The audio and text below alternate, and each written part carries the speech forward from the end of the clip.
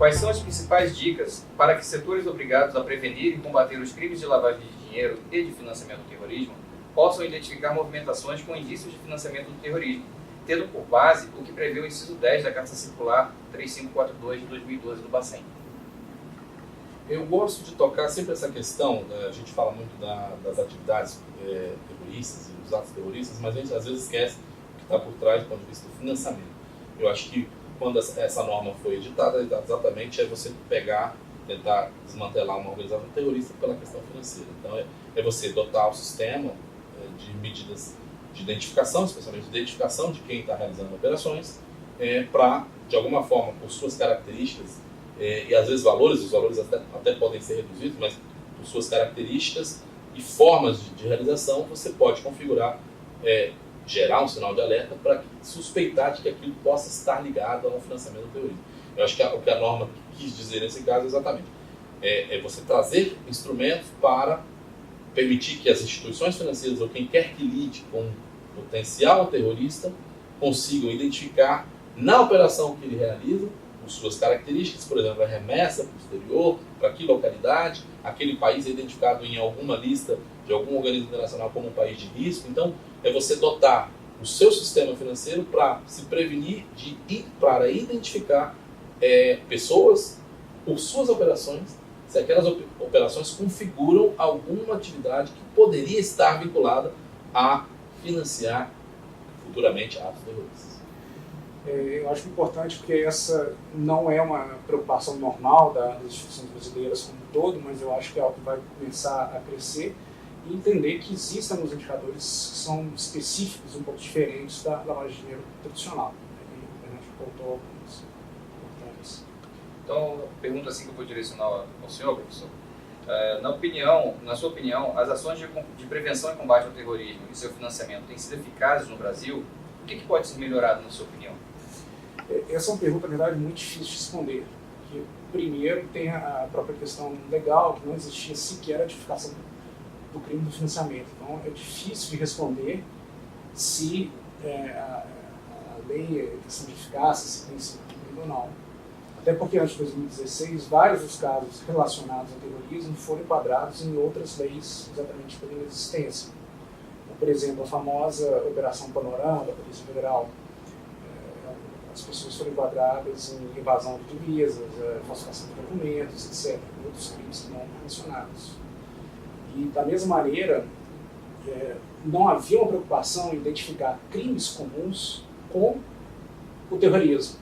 Então, muitas vezes, quando se desbaratava o crime de falsificação de documentos, por exemplo, ou remessas de divisas para países estrangeiros, de jurisdições de áreas de conflito ou suspeitas, não se tinha a preocupação de continuar a investigação, tentar buscar um grupo.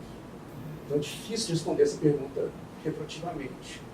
O que eu posso dizer é que tem aumentado a preocupação e a atenção, e eu acredito que mais casos vão começar a aparecer. Concordo plenamente com o que ele diz, mas eu acho assim, eu sou até otimista dentro desse cenário que não é tão otimista assim, até porque nós tivemos uma legislação tardia.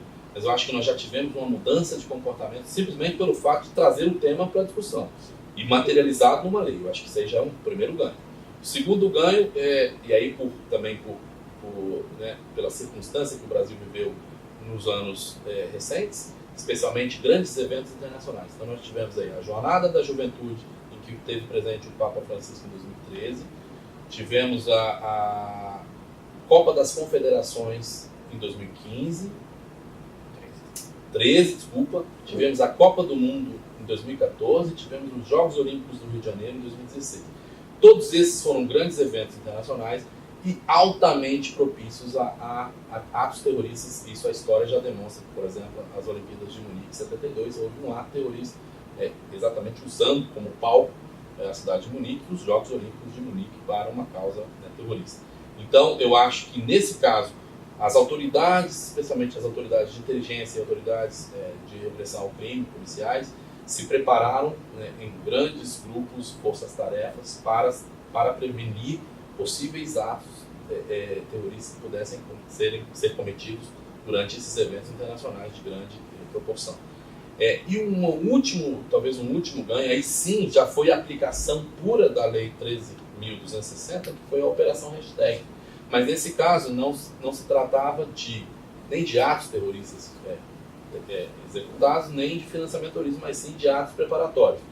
Foram 8 brasileiros que trocaram e-mail e foram interceptados esses e-mails pela Polícia Federal, em uma investigação, interceptados com autorização judicial, e essas pessoas estão presas, já há condenação em primeira instância, e o recurso em segunda instância, até onde eu soube, estava, se não me engano, estava 1-1, mas com grande possibilidade que na segunda instância também se confirme a condenação dessas 8 pessoas, de acordo com o artigo 5º da Lei 13.260, que são os atos preparatórios para possíveis atos terroristas. Eu acho que já podemos dizer poucos frutos, mas já uma mudança de comportamento, inclusive comportamento jurídico das instâncias brasileiras, para aplicar uma lei que é absolutamente nova, se formos fazer comparação com outras leis. Qual é a visão do GAFI e dos demais organismos internacionais sobre as ações do governo brasileiro para a prevenção e o combate ao terrorismo e seu financiamento? O Brasil é membro pleno do GAFI e, portanto, ao ser membro, o país sempre se submete a um processo de avaliação periódica, que são as regras que o grupo mesmo coloca para os seus membros. O Brasil é membro do GAFI desde 2000 e já passou por 3 rodadas de avaliação. A terceira delas com um relatório aprovado em 2010. Então nós estamos falando de algo há mais ou menos quase 9 anos atrás, porque ainda foi no meio de 2010. Então, muita coisa mudou de lá para cá. E o Brasil adotou uma série de medidas exatamente para sanar deficiências que o próprio GAFI identificou, mas as que ficaram pendentes à época foram especialmente a ausência de uma lei que tipificasse o terrorismo e o seu financiamento e a ausência de uma outra lei que pudesse, que o país colocasse medidas de congelamento de bens vinculados a terroristas, definidos assim em resoluções do Conselho de Segurança. Essas foram as 2 grandes pendências. A primeira delas foi sanada, que é a lei que tipifica o financiamento do terrorismo e o financiamento do terrorismo. Nós tentamos uma lei, essa lei está em vigor, é a Lei 13.170, que trata das medidas de congelamento, só que o GAFI identificou deficiências, falhas nessa lei. Então, hoje, qual que é a visão do GAFI em relação ao Brasil, especialmente nos aspectos relativos às medidas de congelamento em cumprimento de resoluções do Conselho de Segurança? A legislação como ela está, ela precisa ser modificada, especialmente sobre 3 aspectos. São 3 aspectos que o próprio GAFI, os relatórios que o GAFI aponta nesse processo que ele chama de processo de segmento, acompanhamento, que o Brasil está submetido, basicamente 3 pontos que o Brasil terá que mudar. O primeiro ponto diz respeito à internalização das resoluções do Conselho de Segurança. O que o GAFI identifica com a lei é que só se pode aplicar medidas de congelamento uma vez que a resolução esteja internalizada no ordenamento jurídico brasileiro. Isso é uma verdade, é uma prática natural você trazer instrumentos internacionais para a publicização ou publicidade no seu ordenamento jurídico interno por meio de algum instrumento. O que o GAFI entende é que, na verdade, é um entendimento bastante, na minha opinião, é o entendimento que eu tenho, é que a obrigação de se cumprir não advém da resolução, ele advém do artigo 25 da Carta das Nações Unidas, que diz que todos os países signatários deverão aplicar automaticamente, de forma mandatória, resoluções emanadas do Conselho de Segurança. Então eu acho que aí já se dá a obrigação de cumprir uma resolução do Conselho de Segurança. É claro que sairá uma resolução do Conselho de Segurança sobre determinado tema e aquilo ali será internalizado, no entanto a obrigação já é dada. Então essa é a visão que o GAFI entende, que as convenções assim definem. O país tem que aplicar, a expressão que eles usam é sem demora, as medidas de congelamento. Isso é óbvio.